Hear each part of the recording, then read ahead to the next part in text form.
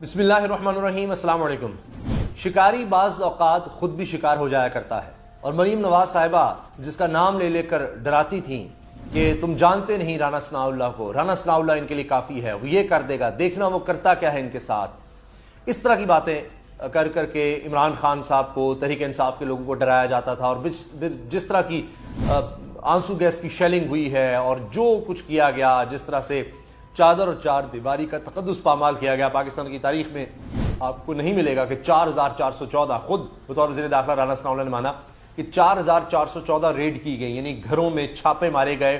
कभी किसी political party के खिलाफ आज तक पाकिस्तान की तारीख में ऐसा नहीं हुआ होगा। तो आप ये देखिए कि इसी वजह से यहां तक हुआ कि जनाब ये तो अमित शाह बना हुआ है, फरूख हबीब साहब ने कहा।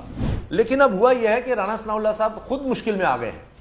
वज़ीर दाखिला भी हैं, लेकिन कई मुकदमों में अब वो भी मतलूब हो गए हैं, कई मुकदमे उनके खिलाफ भी दर्ज हो गए हैं। एक तरफ राना सनाउल्लाह कहते थे कि जी मैं देखता हूं कि अब इमरान खान इस्लामाबाद कैसे आता है, अब आकर दिखाए इस्लामाबाद इमरान खान, पेशावर से निकले तो सही, जरा इसको छोड़ेंगे नहीं, इसकी गिरफ्तारी करेंगे। ऐलान कर दिया गिरफ्तार करने का इमरान खान को, और कि जी इसी की सिक्योरिटीज को गिरफ्तार करेगी। बहुत सी इस तरह की बातें, बहुत सी इस तरह की स्टेटमेंट्स, और हम छोड़ेंगे नहीं, देख लेंगे, मुझे जानते नहीं, इस तरह की बातें इन्होंने की। अब जाहिर है कि एक उनका माजी भी है, साने मॉडल टाउन है, उसमें इनका नाम आया, आज तक इल्ज़ाम है, वो केस उस तरह से नहीं चल सका। अब इसमें भी ये हुआ कि लॉन्ग मार्च में भी 2 लोग जान से गए, जो इमरान खान साहब ने तहरीक इंसाफ की तरफ से जो लॉन्ग मार्च किया। तो एक खौफ की अलामत तो राना सनाउल्लाह साहब को बनाया हुआ है नून लीग ने कि जी वज़ीर दाखिला है, ये कुछ भी कर गुजरता है और इसको केसेस की परवाह नहीं, जितने मर्जी केस बनवा दो। लेकिन एक तरफ तो अब हुआ यह है कि 25 जून को फर्द जुर्म आयद करने के लिए मनशियात केस में अदालत ने तलब कर लिया है वज़ीर दाखिला को। अच्छा, वकला ये कहते रहे जी इनको मुसलसल यानी मुकम्मल तौर पर हाजिरी से इस्तिस्ना दे दिया जाए, क्योंकि वज़ीर दाखिला इनको आने की जरूरत ही ना पड़े, बस आपने केस चलाने वैसे ही चला गए। 25 जून को फर्द जुर्म आयद करने के लिए राना सनाउल्लाह को बुलाया गया। अब सोचिए एक शख्स वज़ीर दाखिला भी हो और उसके ऊपर मनशियात का केस हो और वो जिंद फर्द जुर्म के लिए पेश हो रहा है।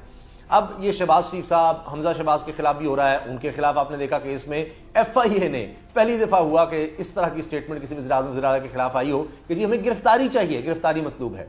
अब पता नहीं इनके साथ क्या होगा।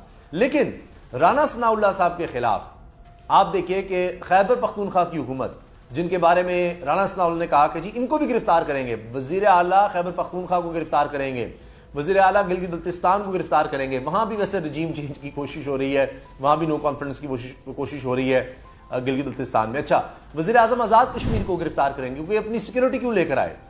अच्छा, अब इन चीज़ों को एक तरफ बताया जा रहा है, धमकियां दी जा रही हैं, दूसरी तरफ क्या हुआ, महमूद खान साहब ने, वज़ीर आला खैबर पख्तूनख्वा ने भी ऐलान कर दिया था कि जनाब हम भी मुकदमा दर्ज करवाएंगे। अब ये बात भी हो गई, वहां भी दरखास्त चली गई शहबाज शरीफ के खिलाफ और राना सनाउल्लाह वज़ीर दाखिला के खिलाफ जनाब के इन्होंने हमारे कारकुन को कत्ल करवाया है। यानी वो जो इन्होंने कंटेनर्स लगाए वो बेचारा उनको हटाने की कोशिश में पुल से गिर गया और दुनिया से चला गया। अब उसका मुकदमा वो राना सनाउल्लाह के खिलाफ दर्ज करवा रहे हैं। इसी तरह से पंजाब पुलिस तो अंडर आती है राना सनाउल्लाह के, लेकिन हुआ यह कि पुलिस मुकदमा दर्ज नहीं कर रही थी। फिर वकला चले गए अदालत में और उन्होंने कहा कि जनाब पुलिस तो हमारा मुकदमा नहीं दर्ज कर रही। जिस तरह सबने देखा, मनाजिर देखे, किस तरह से वकला पर तशद्दुद किया गया, मारा पीटा गया, उनकी गाड़ियों को तोड़ दिया गया, सब कुछ। तो अदालत की तरफ से फिर हुक्म ये आया कि जनाब अब ये मुकदमा दर्ज किया जाए राना सनाउल्लाह के खिलाफ। अब राना सनाउल्लाह साहब की बदनामी बढ़ रही है, राना सनाउल्लाह साहब के खिलाफ एक मुकदमात का अंबार बनता चला जा रहा है। अब मसला क्या है, मसला यह है कि एक तो है रेपुटेशन, वो तो है ही है, लेकिन अगर रेपुटेशन की परवाह नहीं है तो यह भी है कि आइंदा क्या हो सकता है। क्या आपका ख्याल है कि आइंदा आने वाली हुकूमत क्या हमेशा नून लीग की होगी? आने वाली हुकूमत क्या हमेशा ये, जिस तरह कायरा साहब का ख्याल है कि आइंदा 10 साल जरदारी साहब और नवाज शरीफ साहब ने इकट्ठे चलने का फैसला किया है तो ये हमेशा इक़्तिदार में रहेंगे?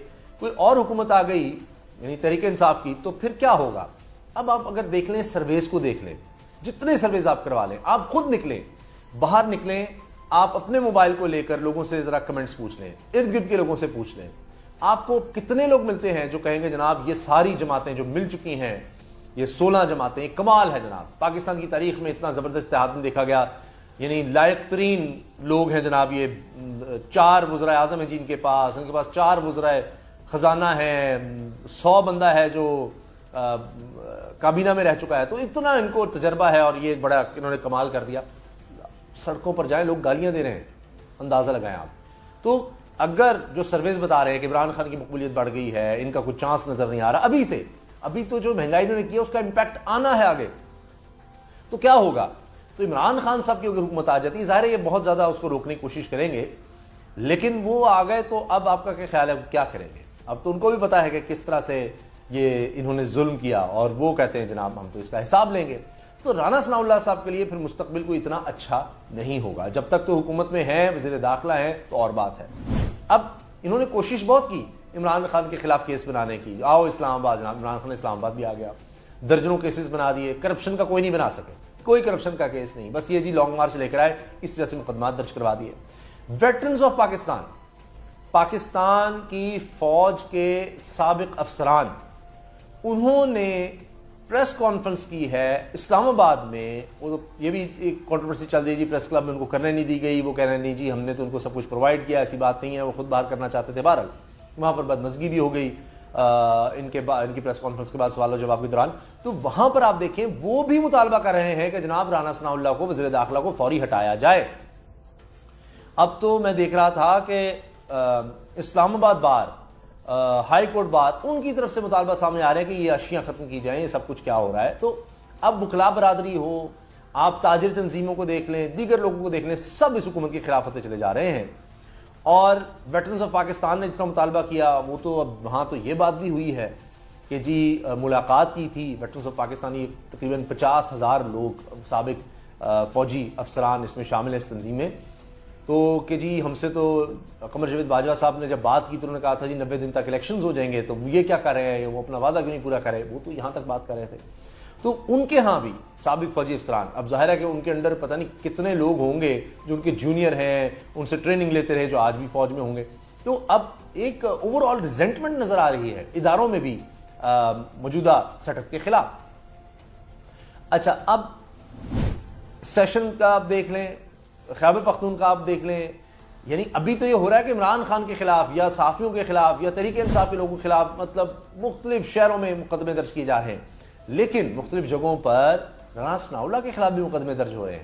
اور آنے والے وقت میں کیونکہ ایک دفعہ ایف آئی آر ہو جائے تو وہ ایف آئی آر رہتی ہے، مطلب دبائی جا سکتی ہے، کچھ ادھر ادھر ہو سکتا ہے، لیکن جب حکومت جائے گی تو دوبارہ بھی وہ کھل سکتی ہیں.